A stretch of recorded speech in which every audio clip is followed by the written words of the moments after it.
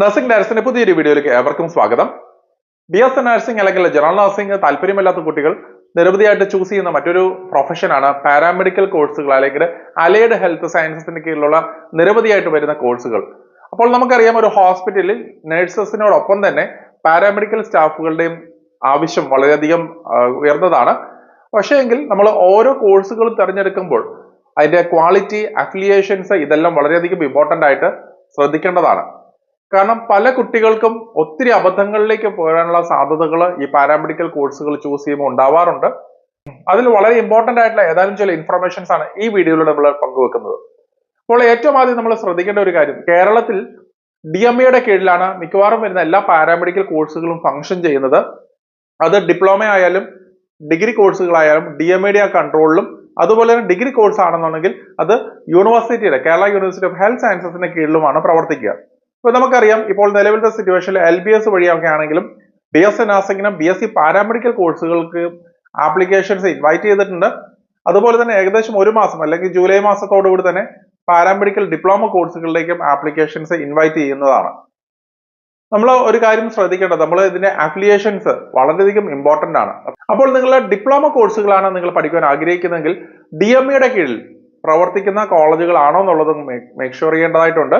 കാരണം DMEയുടെ കീഴിലാണെങ്കിൽ മാത്രമേ നിങ്ങൾക്ക് അത് വാല്യൂ ഉണ്ടാവുകയുള്ളൂ. അഥവാ നിങ്ങൾ ഡിഗ്രി കോഴ്സാണ് അല്ലെങ്കിൽ BSc പാരാമെഡിക്കൽ കോഴ്സുകളാണ് ചൂസ് ചെയ്യാൻ താല്പര്യപ്പെടുന്നതെങ്കിൽ തീർച്ചയായിട്ടും നിങ്ങൾ കേരള യൂണിവേഴ്സിറ്റി ഓഫ് ഹെൽത്ത് സയൻസസിന്റെ കീഴിൽ അല്ലെങ്കിൽ KUHSന്റെ കീഴിലുള്ള കോളേജുകളാണെന്ന് ഉറപ്പുവരുത്തേണ്ടതായിട്ടുണ്ട്. നമുക്കറിയാം, പാരാമെഡിക്കൽ കോഴ്സുകളിലേക്കുള്ള സെലക്ഷൻസ് 50% LBS മുഖേനയും ബാക്കിയുള്ളവ മാനേജ്മെന്റ് സീറ്റ് വഴിയായിട്ടായിരിക്കും നടത്തപ്പെടുക. അപ്പോൾ എന്റെ പേഴ്സണൽ ഒപ്പീനിയൻ വെച്ചിട്ട് തീർച്ചയായും നിങ്ങളൊരു പാരാമെഡിക്കൽ കോഴ്സുകൾ ചൂസ് ചെയ്യുമ്പോൾ ഹെൽത്ത് യൂണിവേഴ്സിറ്റിയുടെ കീഴിലുള്ള കോഴ്സുകളാണോ എന്ന് മേക്ക് ഷുവർ ചെയ്യേണ്ടതായിട്ടുണ്ട്. അത് കേരളത്തിലല്ല, കേരളത്തിന് പുറത്താണെന്നുണ്ടെങ്കിലും നമ്മൾ ഹെൽത്ത് യൂണിവേഴ്സിറ്റിയുടെ കീഴിലാണെങ്കിൽ മാത്രം നിങ്ങൾ ജോയിൻ ചെയ്യാനായിട്ട് ശ്രദ്ധിക്കുക. നമ്മൾ ഒരു പക്ഷേങ്കിൽ നമ്മുടെ കേരളത്തിൽ അങ്ങോളം ഇങ്ങോളം എല്ലാ മുക്കിനും മൂലയ്ക്കും ഒക്കെ പല പാരാമെഡിക്കൽ സ്ഥാപനങ്ങളുടെയൊക്കെ പരസ്യങ്ങളും കാര്യങ്ങളും എല്ലാം കാണാറുണ്ട്. പക്ഷെ പല കോഴ്സുകളും നടക്കുന്നത് ഇല്ലീഗലായിട്ടാണ് കേരളത്തിൽ നടക്കുന്നത്. കേരളത്തിൽ എന്തുമാകാമെന്നുള്ളൊരു അവസ്ഥയിലേക്കാണ് ഇപ്പൊ വന്നുകൊണ്ടിരിക്കുന്നത്. അപ്പോൾ നമ്മൾ ഓരോ മുക്കിനും മൂലയ്ക്കും നമ്മൾ നോക്കിക്കഴിഞ്ഞാൽ പല പാരാമെഡിക്കൽ സ്ഥാപനങ്ങൾ കാണാറുണ്ട്. പല കുട്ടികളും കേരളത്തിൽ തന്നെ പഠിക്കണം എന്ന് ആഗ്രഹിക്കുന്നത്, അല്ലെങ്കിൽ പേരൻസ് ആണെങ്കിലും കേരളത്തിൽ തന്നെ പഠിപ്പിക്കണം എന്ന് ആഗ്രഹിക്കുന്ന കുട്ടികളൊക്കെ തന്നെ ഈ ഒരു രീതിയിലുള്ള കോഴ്സുകളിലേക്ക് അല്ലെങ്കിൽ കോളേജുകളിലേക്കായിരിക്കും അഡ്മിഷൻസ് എടുക്കുക. പല യൂണിവേഴ്സിറ്റികളുടെയും, അതായത് നോർത്തിലും ഒക്കെ ഉള്ള പല ചാത്തൻ യൂണിവേഴ്സിറ്റികളുടെ ഒക്കെ കീഴിലായിരിക്കാം ഈ പല കോഴ്സുകളും കേരളത്തിൽ പ്രവർത്തിക്കുന്നത്. പക്ഷെ നമ്മളൊരു കാര്യം ശ്രദ്ധിക്കേണ്ടത്, UGCയുടെ നിർദ്ദേശം അനുസരിച്ച് ഒരു ഹെൽത്ത് കോഴ്സുകൾക്കും ഓഫ് സെന്റർ ക്യാമ്പസുകൾ അനുവദനീയമല്ല. ഉദാഹരണമായിട്ട് രാജസ്ഥാനിൽ പ്രവർത്തിക്കുന്ന അല്ലെങ്കിൽ ഡൽഹി കേന്ദ്രീകരിച്ച് പ്രവർത്തിക്കുന്ന ഒരു യൂണിവേഴ്സിറ്റി ആണെന്നുണ്ടെങ്കിൽ, ഒരു പ്രൈവറ്റ് യൂണിവേഴ്സിറ്റി ആണെങ്കിൽ ആ യൂണിവേഴ്സിറ്റിയുടെ ടെറിട്ടറിയിൽ അല്ലെങ്കിൽ ആ യൂണിവേഴ്സിറ്റി ക്യാമ്പസിൽ തന്നെ ആ കോഴ്സ് നടത്തേണ്ടതായിട്ടുണ്ട്. പക്ഷെ പലപ്പോഴും സംഭവിക്കുന്നത് യൂണിവേഴ്സിറ്റി പലയിടത്തും ആയിരിക്കും, പക്ഷെ കേരളത്തിൽ ആയിരിക്കും ക്ലാസ്സുകൾ കാര്യങ്ങൾ നടക്കുക. അങ്ങനെ വരുന്ന സാഹചര്യത്തിൽ നിങ്ങൾക്ക് ഭാവിയിൽ അത് ഒത്തിരി ദോഷം ചെയ്യാൻ സാധ്യതയുണ്ട്. അപ്പോൾ നമ്മളൊരു കാര്യം നോട്ട് ചെയ്യേണ്ടത്, ഈ പറയുന്നത് ഇല്ലീഗൽ ആയിട്ടാണ് കേരളത്തിൽ പല കോഴ്സുകളും കോളേജുകളും ഫംഗ്ഷൻ ചെയ്യുന്നത്. അപ്പോൾ നിങ്ങൾ മേക്ക് ഷുവർ ചെയ്യുക, നിങ്ങൾ കേരളത്തിലുള്ള യൂണിവേഴ്സിറ്റി അല്ലെങ്കിൽ DMEയുടെ കീഴിലാണോ എന്നുള്ളത് മേക്ക് ഷുവർ ചെയ്യേണ്ടതായിട്ടുണ്ട്. അല്ലാത്ത പക്ഷം തീർച്ചയായിട്ടും നിങ്ങൾ ഭാവിയിൽ നിങ്ങൾ ഒരു പക്ഷേ നിങ്ങൾ ഗവൺമെന്റ് ജോലി കിട്ടുമ്പോഴോ എബ്രോഡ് പോകുമ്പോഴോ അല്ലെങ്കിൽ നിങ്ങൾ ഒരു ഹയർ സ്റ്റഡീസിന് വേണ്ടി അപ്രോച്ച് ചെയ്യുന്ന സമയത്തോ ഒക്കെ ആയിരിക്കും നിങ്ങൾക്ക് അതിന്റെ ബുദ്ധിമുട്ടുകൾ നേരിടുക. അപ്പൊ നിങ്ങളിത് പ്രത്യേകം ശ്രദ്ധിക്കുക, നിങ്ങളിത് പ്രോപ്പർ ആയിട്ടുള്ള കോളേജുകളാണെന്ന് മേക്ക് ഷുവർ ചെയ്യുക. കേരളത്തിൽ അത്യാവശ്യം നല്ല മാർക്കുകൾ ആവശ്യമായിട്ട് വരുന്നുണ്ട്. അത്യാവശ്യം നല്ല ഫീസ് കൂടുതലാണ് കേരളത്തിൽ. കാരണം കേരളത്തിൽ പഠിക്കുന്നതിനേക്കാളും വളരെ ചെറിയ ഫീസിൽ തന്നെ ഇപ്പോൾ ഫാദർ മുള്ളേഴ്സ് പോലെയുള്ള മംഗലാപുരത്തുള്ള ടോപ്പ് ആയിട്ടുള്ള മെഡിക്കൽ കോളേജുകളിൽ പോലും നമുക്ക് ചെറിയ ഫീസിൽ തന്നെ പഠിക്കാനുള്ള സാഹചര്യങ്ങളുണ്ട്. അപ്പോൾ നമ്മൾ ഒരു കാര്യം നോട്ട് ചെയ്യേണ്ടത്, നിങ്ങൾക്ക് കേരളത്തിൽ നിങ്ങൾക്ക് മാർക്കുണ്ട്, നിങ്ങൾക്ക് ഫീസ് അഫോർഡബിൾ ആയിട്ടുള്ള ആൾക്കാരാണെന്നുണ്ടെങ്കിൽ തീർച്ചയായിട്ടും നിങ്ങൾ കേരളത്തിൽ പഠിക്കുക. അല്ലാത്ത കുട്ടികളാണെന്നുണ്ടെങ്കിൽ നമ്മൾ കേരളത്തിന് പുറത്തേക്ക് ചൂസ് ചെയ്യുമ്പോൾ ഹെൽത്ത് യൂണിവേഴ്സിറ്റികളുടെ കീഴിൽ, ഇപ്പം ഓരോ സ്റ്റേറ്റിലും അവരുടേതായിട്ടുള്ള ഗവൺമെന്റ് ഓതറൈസ്ഡ് ആയിട്ടുള്ള ഹെൽത്ത് യൂണിവേഴ്സിറ്റികളുണ്ട്. ആ ഹെൽത്ത് യൂണിവേഴ്സിറ്റികളിൽ മാത്രം പഠിക്കുവാനായിട്ട് പ്രത്യേകം നോട്ട് ചെയ്യുക. അതുപോലെ തന്നെ അടുത്തായിട്ട് പ്രത്യേകം ശ്രദ്ധിക്കേണ്ട ഒരു കാര്യമാണ് എലിജിബിലിറ്റി ക്രൈറ്റീരിയ. കേരളത്തിൽ നമ്മൾ നോക്കുമ്പോൾ ഡിപ്ലോമ ആയാലും ഡിഗ്രി കോഴ്സുകളായാലും പാരാമെഡിക്കൽ കോഴ്സുകൾ വരുമ്പോൾ അവിടെ ബയോളജി സയൻസ് നിർബന്ധമാണെന്ന് കൂടെ മനസ്സിലാക്കുക. ബയോളജി സയൻസ് വേണ്ടാത്ത, എക്സാക്ട്ലി പ്യൂറൽ ബയോളജി സയൻസ് വേണ്ടാത്ത ഏതാനും ചില സബ്ജക്ട്സ് ഉണ്ട്. എന്തായാലും മെജോറിറ്റി കോഴ്സുകൾക്കും ബയോളജി സയൻസ് നിർബന്ധമാണ്.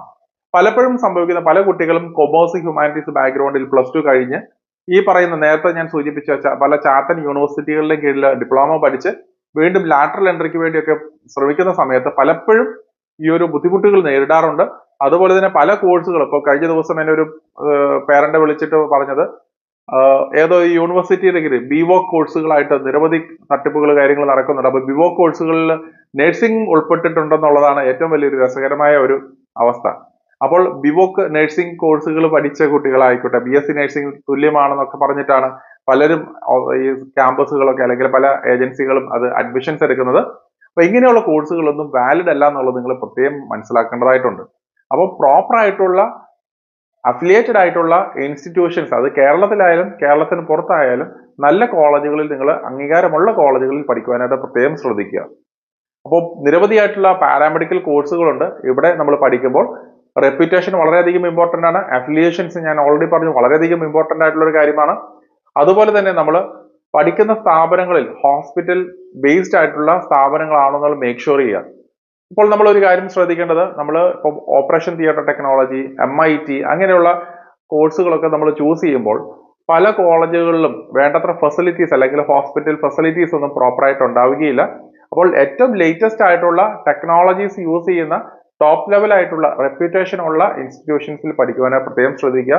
ചെറിയ ഫീസിൽ പോലും നമുക്ക് ഈ പറയുന്ന രീതിയിൽ നല്ല രീതിയിലേക്ക് വരാനുള്ള പോസിബിലിറ്റി. ഇപ്പോൾ ഉദാഹരണമായിട്ട് MLT കോഴ്സുകൾക്കൊക്കെ ആണെങ്കിൽ മംഗലാപുരത്ത് പല റെപ്യൂട്ടഡ് സ്ഥാപനങ്ങളിലും വെറും 4 ലക്ഷത്തിൽ താഴെ ഫീസിൽ ഭക്ഷണം താമസം ഉൾപ്പെടെ കോഴ്സ് പീരീഡ് കംപ്ലീറ്റ് ചെയ്യാൻ പറ്റുന്ന കോളേജുകൾ ഉണ്ടെന്നും കൂടെ മനസ്സിലാക്കുക. അപ്പോൾ നിങ്ങൾക്ക് ഈ പറയുന്നത് പോലെ ഏറ്റവും മികച്ച കോളേജുകളിൽ പാരാമെഡിക്കൽ കോഴ്സുകൾ പഠിക്കാനായിട്ട് ശ്രദ്ധിക്കുക. അടുത്തൊരു കാര്യമാണ്, ഡിപ്ലോമയിൽ നിന്നും ഡിഗ്രി കോഴ്സുകളിലേക്ക് പോകുന്ന ഒരു ലാറ്ററൽ എൻട്രി ഓപ്ഷൻസ് അവൈലബിൾ ആണെന്നും കൂടെ മനസ്സിലാക്കുക. നിരവധി കുട്ടികൾ ഒരുപക്ഷെങ്കിൽ കേരളത്തിൽ ഫോക്കസ് ചെയ്ത് ഡിപ്ലോമ കോഴ്സുകൾ ചൂസ് ചെയ്യുന്ന കുട്ടികൾ നിരവധിയായിട്ടുണ്ടാകാം. നമുക്കറിയാം എപ്പോഴും എല്ലാ വർഷവും നമ്മൾ നോക്കിക്കഴിഞ്ഞാൽ ഡിഗ്രി കോഴ്സുകളിൽ കംപ്ലീറ്റ് ചെയ്യുന്ന കുട്ടികൾക്കാണ് ഡിപ്ലോമ കോഴ്സുകൾ കഴിഞ്ഞ കുട്ടികളെക്കാളും കൂടുതൽ ഇമ്പോർട്ടൻസ് അല്ലെങ്കിൽ ഒരു ഇന്റർവ്യൂവിലാണെങ്കിൽ കൂടുതൽ പരിഗണന ലഭിക്കുക. നമ്മൾ വിദേശത്തേക്കൊക്കെ പോകുമ്പോൾ ഡിഗ്രി പല കോഴ്സുകൾക്കും മസ്റ്റ് ആയിട്ട് വരാറുണ്ട്. അതുകൊണ്ട് തന്നെ ഡിപ്ലോമയിൽ പാരാമെഡിക്കൽ കോഴ്സുകൾ പഠിച്ച് കുട്ടികൾക്ക് അവർക്ക് ഡിഗ്രി ആയിട്ട് കൺവേർട്ട് ചെയ്യാനായിട്ടുള്ള ഒരു ഓപ്ഷനാണ് പാരാമെഡിക്കൽ ലാറ്ററൽ എൻട്രി കോഴ്സുകൾ. അപ്പോൾ ലാറ്ററൽ എൻട്രിയിൽ നമ്മൾ ഈ പറയുന്ന പോലെ സെക്കൻഡ് ഇയറിലേക്ക് BSc സെക്കൻഡ് ഇയറിലേക്കായിരിക്കും ഡയറക്റ്റ് ആയിട്ട് നമുക്ക് അഡ്മിഷൻസ് പോവുക അല്ലെങ്കിൽ ക്ലാസ്സുകൾ സ്റ്റാർട്ട് ചെയ്യുക. അപ്പോൾ തീർച്ചയായിട്ടും അതിനുള്ള ഓപ്ഷൻസ് ഉണ്ടെന്നും കൂടെ മനസ്സിലാക്കുക. അപ്പോൾ നിങ്ങൾക്ക് ജോലിയോടൊപ്പം അല്ലെങ്കിൽ ഫുൾ ടൈം ആയിട്ടൊക്കെ ഈ പറഞ്ഞ പോലെ ലാറ്ററൽ എൻട്രി ഓപ്ഷൻസ് ഉണ്ട്. അപ്പോൾ പാരാമെഡിക്കൽ കോഴ്സുകൾ ഇപ്പം MLT ആയിക്കോട്ടെ, ഡയാലിസിസ് ആയിക്കോട്ടെ, ഈ പറയുന്ന പോലെ OTAT, MIT അങ്ങനെ നിരവധിയായിട്ടുള്ള പാരാമെഡിക്കൽ കോഴ്സുകളിൽ ഡിപ്ലോമ പഠിച്ച കുട്ടികൾക്കും ലാറ്ററൽ എൻട്രി ഓപ്ഷൻസ് ഉണ്ട്. കേരളത്തിൽ ആ ഒരു ഓപ്ഷൻ നിലവിലില്ല. പക്ഷേ ഈ പറയുന്നത് പോലെ തന്നെ കർണാടകയിലും തമിഴ്നാട്ടിലും ഒക്കെ തന്നെ ലാറ്ററൽ എൻട്രി ഓപ്ഷൻസ് അവൈലബിൾ ആണ്. അപ്പോൾ നിങ്ങൾക്ക് സെക്കൻഡ് ഇയർ, തേർഡ് ഇയർ 2 വർഷം കൂടെ പഠിച്ച് ഇന്റേൺഷിപ്പും കൂടെ കംപ്ലീറ്റ് ചെയ്ത് കഴിഞ്ഞാൽ നിങ്ങൾക്ക് തീർച്ചയായിട്ടും നിങ്ങൾക്കൊരു ഡിഗ്രി സർട്ടിഫിക്കറ്റ് കിട്ടുന്ന ഒരു ഓപ്ഷൻ ഉണ്ടെന്നും കൂടെ മനസ്സിലാക്കുക. അപ്പോൾ ചെറിയൊരു ഫീസിൽ നിങ്ങൾക്ക് തീർച്ചയായിട്ടും നിങ്ങളുടെ diploma course, paramedical diploma course, അതിനെ ലാറ്ററൽ എൻട്രി വഴി ഡിഗ്രി കോഴ്സായിട്ട് അപ്ഗ്രേഡ് ചെയ്യാനുള്ള പോസിബിലിറ്റി ഉണ്ട്. കാരണം മുന്നോട്ട് വരുന്ന സാഹചര്യങ്ങളിൽ നമുക്കറിയാം ഹോസ്പിറ്റൽ ബേസ്ഡ് ആയിട്ടുള്ള ജോലിയോടൊപ്പം തന്നെ നിരവധിയായിട്ടുള്ള ടീച്ചിങ് ഓപ്ഷൻസും അവൈലബിൾ ആണ്. അപ്പോൾ നിങ്ങൾ ഡിഗ്രി എടുത്തു കഴിഞ്ഞാൽ തീർച്ചയായിട്ടും നിങ്ങൾ PG ലെവലിലേക്കൊക്കെ പോയാൽ നല്ല രീതിയിൽ നിങ്ങൾക്ക് അക്കാഡമിക് സൈഡിലേക്ക് അല്ലെങ്കിൽ ഒരു ടീച്ചിങ് സൈഡിലേക്കൊക്കെ വരാനുള്ള പോസിബിലിറ്റി കൂടെ നിരവധിയായിട്ട് മുന്നേ കാണുന്നുണ്ട്. കാരണം നമുക്കറിയാം കേരളത്തിൽ വളരെയധികം ലിമിറ്റഡ് സ്ഥാപനങ്ങൾ മാത്രമാണ് പാരാമെഡിക്കൽ കോഴ്സുകൾക്കുള്ളത്. ഭാവിയിൽ അത് ഒരുപക്ഷെങ്കിൽ പാരാമെഡിക്കലിന്റെ നിരവധിയായിട്ടുള്ള പുതിയ കോഴ്സുകൾ അല്ലെങ്കിൽ പുതിയ സ്ഥാപനങ്ങൾ ഉയർന്നു വന്നേക്കാം. അപ്പോൾ അവിടെയൊക്കെ നല്ല രീതിയിലുള്ള ടീച്ചിങ് ഫാക്കൽറ്റീസിന്റെ ആവശ്യകത വരുന്നുണ്ട്. അപ്പോൾ നിങ്ങൾക്ക് ടീച്ചിങ് സൈഡിലേക്ക് പോകണം എന്നുണ്ടെങ്കിലും ഈ പറയുന്ന പോലെ BSc കഴിഞ്ഞതിന് ശേഷം PG കോഴ്സുകളും കൂടെ ചെയ്തു കഴിഞ്ഞാൽ നല്ല ഓപ്ഷൻസ് ഉണ്ടാവുന്നതാണെന്ന് കൂടെ മനസ്സിലാക്കുക. അപ്പോൾ നിങ്ങൾക്ക് ഈ പറയുന്ന പോലെ പാരാമെഡിക്കൽ കോഴ്സുകൾ നിങ്ങൾ ചൂസ് ചെയ്യാനായിട്ട് താല്പര്യപ്പെടുന്നുണ്ട്, നിങ്ങൾ ഉദ്ദേശിക്കുന്ന കോളേജുകളിൽ അഫിലിയേഷൻസ് പ്രോപ്പറായിട്ടുണ്ടോ, നിങ്ങൾ കേരളത്തിലായിക്കോട്ടെ കേരളത്തിന്റെ പുറത്തേക്ക് ആയിക്കോട്ടെ നിങ്ങൾ ചേരാനിരിക്കുന്ന കോളേജുകളിൽ വേണ്ടത്ര അഫിലിയേഷൻസ് കാര്യങ്ങളുണ്ടോ എന്നുള്ളത് മനസ്സിലാക്കുവാനായിട്ട് തീർച്ചയായിട്ടും നിങ്ങളെ ഹെൽപ്പ് ലൈൻ നമ്പർ കോൺടാക്ട് ചെയ്യാവുന്നതാണ്. കാരണം നിരവധിയായിട്ടുള്ള തട്ടിപ്പുകൾ ഈ ഒരു ഭാഗത്ത് നടക്കുന്നുണ്ടെന്ന് നിങ്ങൾ മനസ്സിലാക്കുക. കാരണം സെൻട്രലൈസ്ഡ് ആയിട്ടുള്ള ഒരു ഏജൻസി അല്ലെങ്കിൽ ഈ പറയുന്ന പോലെ ഇന്ത്യൻ നഴ്സിംഗ് കൗൺസിലിലേക്ക് പറയുന്നത് പോലെ ഒരു സെൻട്രലൈസ്ഡ് ഓൾ ഓവർ ഇന്ത്യയിൽ ഒരു ഏജൻസി നിലവിലില്ല. അപ്പോൾ ആ ഒരു അതോറിറ്റി ഇല്ലാത്തത് കൊണ്ട് തന്നെ നിരവധിയായിട്ടുള്ള തട്ടിപ്പുകൾ ഈ ഒരു മേഖലയിലും നടക്കുന്നുണ്ടെന്ന് മനസ്സിലാക്കുക. പലപ്പോഴും സംഭവിക്കുന്ന ഏജന്റുമാരൊക്കെ അമിതമായിട്ടുള്ള ചില കോളേജുകളൊക്കെ അമിതമായിട്ട് ഹൈപ്പൊക്കെ നടത്തി ഈ പറയുന്ന പോലെ അഡ്മിഷൻസ് കൊടുക്കുന്നുണ്ട്. പക്ഷെ അങ്ങനെ വരുന്ന സാഹചര്യത്തിൽ ഹോസ്പിറ്റലിൽ പോലും ഇല്ലാത്ത കോളേജുകളിലൊക്കെ കുട്ടികൾ പോവുകയും യാതൊരു ഫെസിലിറ്റീസും യാതൊരു ഐഡിയയും ഇല്ലാതെ പാരാമെഡിക്കൽ കോഴ്സുകൾ പൂർത്തിയാക്കുന്ന സാഹചര്യങ്ങൾ ഉണ്ടാവാറുണ്ട്. അപ്പോൾ ടോപ്പ് ലെവലായിട്ടുള്ള റെപ്യൂട്ടഡ് ആയിട്ടുള്ള നല്ല സ്ഥാപനങ്ങൾ കേരളത്തിന് പുറത്തേക്കും അവൈലബിൾ ആണെന്നും കൂടെ മനസ്സിലാക്കുക. ചെറിയ ഫീസിൽ തന്നെ നിങ്ങൾക്ക് പഠിക്കാനുള്ള പോസിബിലിറ്റിയും ഉണ്ട്. കൂടാതെ തന്നെ നിങ്ങൾ പാരാമെഡിക്കൽ ഡിപ്ലോമ കോഴ്സ് കഴിഞ്ഞ് നിങ്ങളുടെ ഡിഗ്രിയിലേക്ക് ലാറ്ററൽ എൻട്രി വഴി കടന്നു വരാൻ താല്പര്യമുള്ള കുട്ടികൾക്ക് അതിന്റെ അപ്ഡേറ്റ്സ് എന്തെങ്കിലും അറിയണം എന്നുണ്ടെങ്കിലും നമ്മുടെ ഹെൽപ്പ് ലൈൻ നമ്പറിൽ കോൺടാക്ട് ചെയ്യാവുന്നതാണ്. ഡിസ്ക്രിപ്ഷനിലുള്ള അല്ലെങ്കിൽ സ്ക്രീനിൽ കാണിച്ചിരിക്കുന്ന ഹെൽപ്പ് ലൈൻ നമ്പറിൽ നിങ്ങൾ കോൺടാക്ട് ചെയ്ത് കഴിഞ്ഞാൽ കൂടുതലായിട്ടുള്ള ഇൻഫർമേഷൻസ് നിങ്ങൾക്ക് കിട്ടുന്നതുമായിരിക്കും. അപ്പോൾ മറ്റൊരു അപ്ഡേറ്റുമായി ഉടൻ തന്നെ കാണാം. നന്ദി.